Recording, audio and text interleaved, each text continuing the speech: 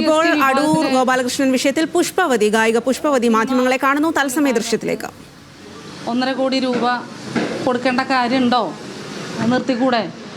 പിന്നെ 50 ലക്ഷം വെച്ച് കൊടുത്താൽ 3 സിനിമകളുണ്ടാകും. അത് വളരെ വിശാല മനസ്സോടുകൂടി പറയുന്ന പോലെയാണ് പറയണത്. 1.5 കോടി രൂപ കൊണ്ട് സിനിമ നിർമ്മിച്ച പല ആളുകളും സ്വന്തം കയ്യിൽ നിന്ന് പൈസ എടുത്തിട്ട് പോലും സിനിമ തീരാത്ത ആളുകളാണ്. നമ്മുടെ സ്ക്രിപ്റ്റിനൊക്കെ അനുസരിച്ചിട്ടായിരിക്കുമല്ലോ സിനിമകളൊക്കെ നിർമ്മിക്കേണ്ടത്. അപ്പോൾ പൈസയുടെ വിഷയത്തിൽ നമ്മളിങ്ങനെ പരിമിതപ്പെട്ട് പോകുമ്പോൾ എങ്ങനെയാണ് ഒരു സിനിമ നിർമ്മിച്ച് പൂർത്തിയാക്കുക? നമുക്ക് മുഖ്യധാരയിലേക്ക് ഉയർന്നു വരാൻ, അതായത് സാമൂഹികമായിട്ട് നൂറ്റാണ്ടുകളായിട്ട് അടിച്ചമർത്തപ്പെട്ടിട്ടുള്ളൊരു വിഭാഗത്തിന് മുഖ്യധാരയിലേക്ക് ഉയർന്നു വരാൻ വേണ്ടി സർക്കാർ നൽകിയിട്ടുള്ള ഒരു പോളിസിയാണിത്.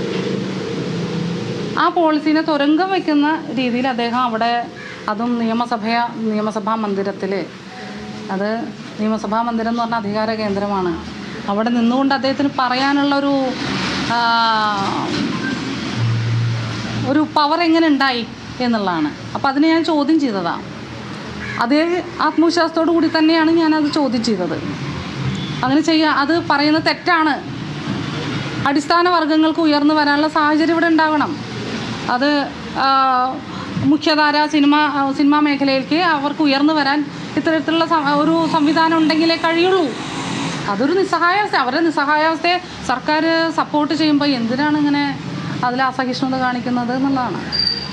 അതുതന്നെയാണ് താങ്കൾ അവിടെ വിമർശനം അല്ലെങ്കിൽ ഒരു പ്രതിഷേധം അറിയിച്ചപ്പോഴും താങ്കൾ ആരാണ് ഇങ്ങനെ പ്രതിഷേധം അറിയിക്കാനെന്ന്? ഞാനൊരു ഇന്ത്യൻ പൗരയാണ്. പിന്നെ സർക്കാർ ക്ഷണിച്ചതിന് പ്രകാരമാണ് ഞാൻ അവിടെ എത്തിയിട്ടുള്ളത്. സംഗീത അക്കാദമിയുടെ വൈസ് ചെയർമാൻ എന്നുള്ള അക്കാദമിയുടെ പ്രതിനിധിയായിട്ടാണ് ഞാൻ അവിടെ എത്തിയത്. പിന്നെ 24 വർഷമായിട്ട് സിനിമാ സംഗീത ലോകത്ത് പാടി വരുന്ന ഒരാളാണ്. ഈ വർഷം കൂടി ഞാനൊരു സിനിമ പാടിയുള്ളൂ. കഴിഞ്ഞ വർഷം 2023 എൻ്റെ ഗാനം ഏറ്റവും സൂപ്പർ ഹിറ്റ് ഗാനമായിരുന്നു. മറ്റേ സുലൈഖ മനസ്സിലെ ഹാലാകെ മാറുന്നേ ഹാലേതാ, ആ പാട്ടൊക്കെ ഞാൻ പാടിയതാ.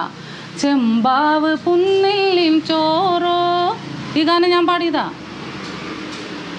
കാത്തൊരു മഴയത്ത് നനഞ്ഞ കുളിരണമാടത്ത് കർത്തരാവിൻ പടിയേറി വെളുത്തൊരു രാത്താരം, ഈ ഗാനമൊക്കെ ഞാൻ പാടിയതാണ്. തെന്തിനം താരോ തക തെന്തിനം താരോ, തെന്തിനം താരോ തക തെന്തിനം താരോ. ഈ ഗാനം പാടുന്നതിൻ്റെ മുമ്പ് ഒരു ഡയലോഗുണ്ട്. അത് ബിജുപാലാണ് പറഞ്ഞിട്ടുള്ളത്. ബിജുപാലിൻ്റെ ശബ്ദത്തിലാണുള്ളത്. വേണ്ടത് വേണ്ടപ്പോൾ തോന്നിയില്ലെങ്കിൽ വേദനിക്കേണ്ടി വരുന്നു.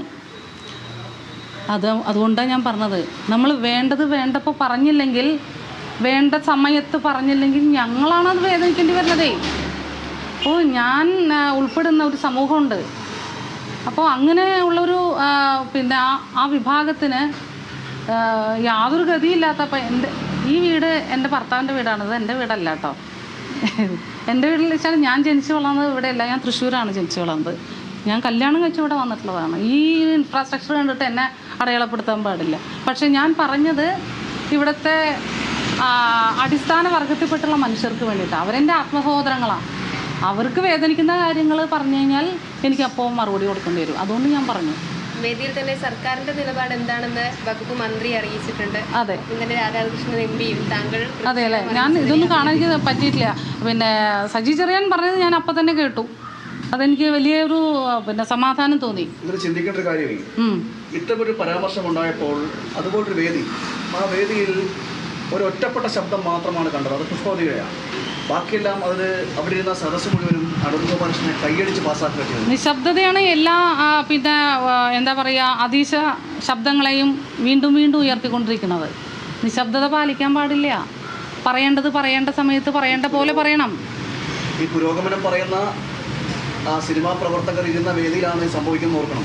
പുരോഗമനം പറയുന്ന സിനിമാ പ്രവർത്തകർ ഇരുന്ന വേദിയിൽ സംഭവിക്കുമ്പോൾ ആ പുരോഗമനം പറഞ്ഞവരാണ് ഇത്തരത്തിലൊരു സ്ത്രീത്വത്തെ അല്ലെങ്കിൽ അധിക്ഷേപിക്കുന്ന ജാത്യധിക്ഷേപം നടത്തുന്ന ഒരു സദസ്സിൽ കൈയടിച്ച് പാസ്സാക്കിയത്. പിന്നെ അതെ അതൊരു ഫാക്റ്റാണ് നിങ്ങൾ പറഞ്ഞത്. പക്ഷേ വേദിക്ക് പുറത്ത് ഒരുപാട് ആളുകൾ ഇതിനെതിരെയായിട്ട്, ഇപ്പോൾ നിങ്ങൾ ഇത്രയും ആളുകൾ ഇവിടെ വന്നത് തന്നെ അവരുടെ പ്രതിഷേധം കാരണമല്ലേ.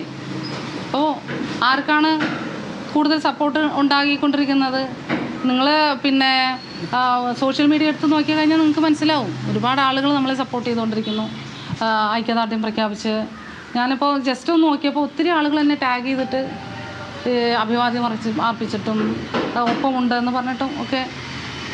പക്ഷേ ആരെങ്കിലും ഒപ്പമുണ്ടാകുമെന്ന് വിചാരിച്ചിട്ടല്ല ഞാൻ എൻ്റെ പ്രതികരണം. വളരെ ജെന്യൂനായിട്ട് എൻ്റെ ഉള്ളിൽ നിന്ന് വന്നിട്ടുള്ള എൻ്റെ ജീവിതത്തിൽ ഞാൻ എൻ്റെ ഉള്ളിൽ രൂപപ്പെട്ടിട്ടുള്ള എൻ്റെ ഒരു രാഷ്ട്രീയ ബോധം കൊണ്ടും ഒക്കെയാണ് എനിക്ക് അങ്ങനെ ഒരു അഭിപ്രായം പറയാൻ കഴിഞ്ഞിട്ടുള്ളത്. പെട്ടെന്നൊരു പുഷ്പവതി പറയുന്ന ഒരു അഭിപ്രായമല്ല. ആ പുഷ്പവതി രൂപപ്പെട്ടത് വളരെ കഠിനമായ ജീവിത വഴിയിൽ കൂടി ഒരുപാട് തടസ്സങ്ങളെ മറികടന്നുകൊണ്ട് ഒരു ഗായിക എന്നുള്ള നിലയിൽ ഒരു സീറ്റ് ഉണ്ടാക്കിയിട്ടുള്ള ഒരു ഗായികയാണ് ഞാൻ. അപ്പോൾ ആ ഒരു നിലയിൽ നിന്നുകൊണ്ടാണ് സംഗീത നാടക അക്കാദമിയുടെ ഒരു പ്രതിനിധിയായിട്ട് ഞാൻ അവിടെ എത്തിയിട്ടുള്ളത്. ഞങ്ങൾക്ക് ഒരുപാട് ദൂരം സഞ്ചരിക്കേണ്ടി വന്നിട്ടുണ്ട് അവസരങ്ങൾ ഉണ്ടാകാൻ. ഒരുപാട് കിലോമീറ്ററുകളോളം സഞ്ചരിക്കേണ്ടി വന്നിട്ടുണ്ട് ഒരു ചായ കുടിക്കുക എന്ന് പറഞ്ഞ പോലെയാണ്.